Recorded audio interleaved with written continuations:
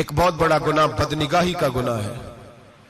آپ کو پتہ ہے ہمارے ملک کے اندر بدکاری، زنا اور بے حیائی کی شرح کتنی بڑھتی جا رہی ہے، کس قدر بڑھتی جا رہی ہے.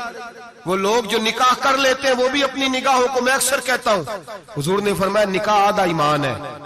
جس نے نکاح کر لیا اس کا ایمان مکمل ہو گیا. تو جو نکاح کے بعد بھی باز نہ آیا، میں اس کو بے ایمان نہیں کہتا، لیکن نبی پاک نے فرمایا جو نکاح کر لے اس کا ایمان، بولیے ایمان محفوظ ہو گیا، اس کا ایمان، سارے بولیے ایمان. اور جو پھر بھی باز نہ آئے، حضور کہہ رہے ایمان مکمل ہو گیا. اور جو نہ باز آیا کیا فتویٰ دیا جائے حدیث کی روشنی میں؟ میرے نبی پاک کی بارگاہ میں عورتیں آئیں توبہ کرنے، بیعت کرنے، مسلمان ہونے. تو حضور بیعت لیتے وقت فرمانے لگے میرے ساتھ وعدہ کرو، جھوٹ نہیں بولو گی، غیبت نہیں کرو گی، زنا نہیں کرو. ایک عورت بول پڑی، کہنے لگی یا رسول اللہ صلی اللہ علیہ وسلم میں مسلمان تو نہیں پر خاندانی ہوں، میرے گھر والوں کے ذہن میں بھی کبھی زنا کا خیال نہیں آیا. ہم تو اسے خاندانوں کے وقار کے خلاف سمجھتے ہیں. روز بری نظر سے کسی کو دیکھنا اور کسی کے بارے میں غلط باتیں، ناراض نہ ہونا. بہت سارے بوڑھے بھی لذت لے لے کے جرم بیان کرتے ہیں، گناہ بیان کرتے ہیں، غلط باتیں کرتے ہیں، کسی عورت کے بارے میں تبصرہ کرتے ہیں. کیا سمجھتے ہیں مرد اور عورت معاذ اللہ تعالیٰ ایک کمرے میں جا کے بدکاری کرے تو وہی زنا ہے؟ میری طرف دیکھیے اور جھانک کر کے سنیے کیا عرض کر رہا ہوں، ادھر دیکھیں میری طرف. نبی پاک صلی اللہ علیہ وسلم نے فرمایا زنا زبان کا بھی ہوتا ہے، زنا کان کا بھی ہوتا ہے، زنا آنکھ کا بھی ہوتا ہے. حضور کس طرح؟ فرمایا جس نے گند دیکھا اس نے آنکھ کا زنا کیا، جس نے لذت لے کے سنا چپ نہیں کرایا، پوری بات سنی، وہ بھی زانی ہے. اور جس نے گندی بات بولی وہ منہ کا زانی ہے، جس نے گند سوچا وہ دماغ کا زانی ہے. اور زانی کو سب سے پہلی سزا اللہ یہ دیتا ہے کہ سجدے کی لذت چھین لیتا ہے، عبادت کا سرور چھین لیتا ہے، اس کا نماز میں دل نہیں لگتا. قرآن میں سب سے پہلی سزا اسے اللہ اپنے دروازے سے دور کر دیتا ہے.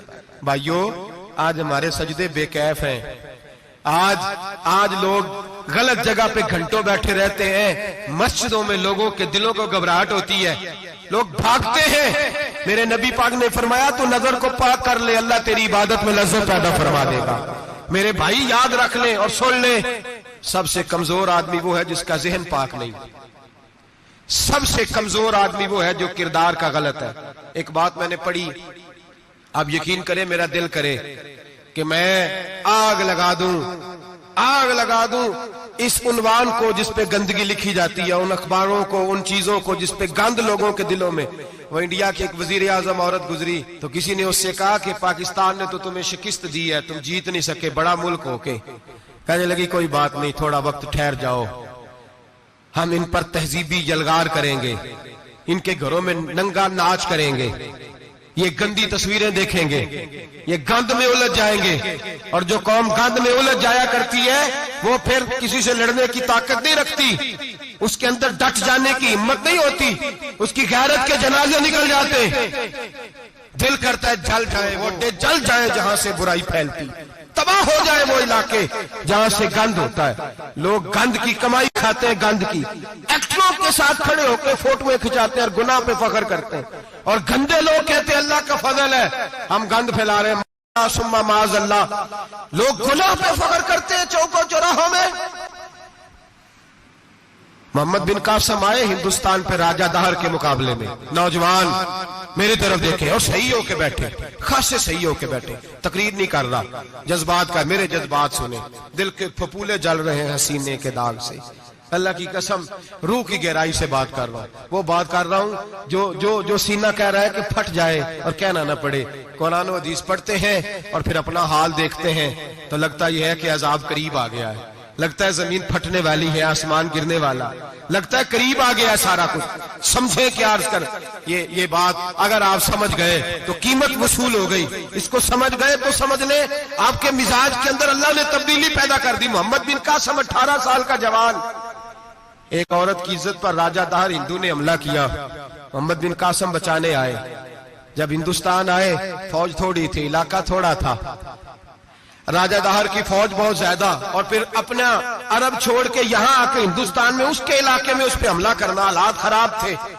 محمد بن قاسم پریشان ہے۔ ایک بزرگ نے دیکھا، کہنے لگے پریشان کیوں ہو؟ کہنے لگا سوچتا ہوں علاقہ بھی اس کا، فوج بھی اس کی، میرے فوجیوں کو تو رستوں کا بھی نہیں پتا، کیسے جنگ کریں گے، کدھر سے آئیں گے، اور پھر ہمیں زبان بھی نہیں آتی، کیسے کام ہوگا، ڈر رہا ہوں۔ 2-4 دن گزرے تو محمد بن قاسم اشاش بشاش ہو گئے۔ وہ بزرگ کہنے لگے خیر ہے، بڑے مطمئن ہو گئے ہو؟ کہنے لگے بس راجہ دہر ہم سے مقابلہ نہیں کر سکتا، راجہ دہر ہمارے مقابلے میں کھڑا نہیں ہو سکتا، وہ گرا کے گرا، وہ لڑکھڑایا کے لڑکھڑایا، ریزہ ریزہ ہو جائے گا۔ کہا آپ کو کیسے خوشخبری مل گئی؟ کہنے لگے مجھے پتا چلا ہے کہ راجہ دہر ذہن کا گندا ہے، وہ تو چچا کی بیٹی کو نہیں چھوڑتا، ماموں کی بیٹی کو نہیں چھوڑتا، خالہ کی بیٹی کو گندی نظر سے دیکھتا ہے۔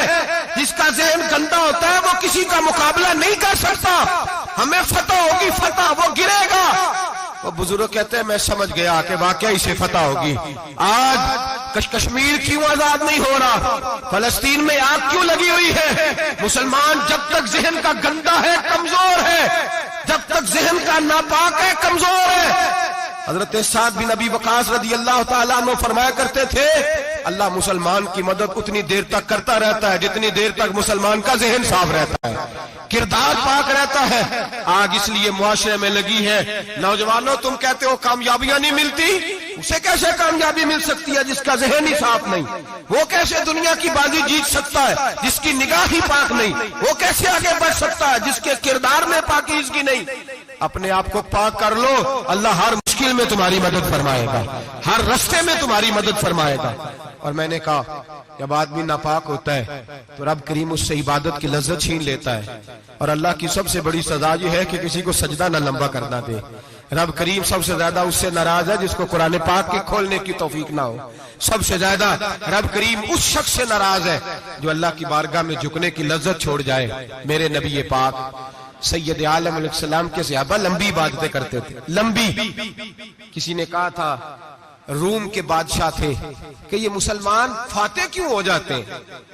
تو اس نے کہا میں نے مولا علی کے زمانے میں جاسوسی کرائی تھی، پتا کیا تھا کہ ہر میدان میں کامیاب کیوں ہوتے ہیں۔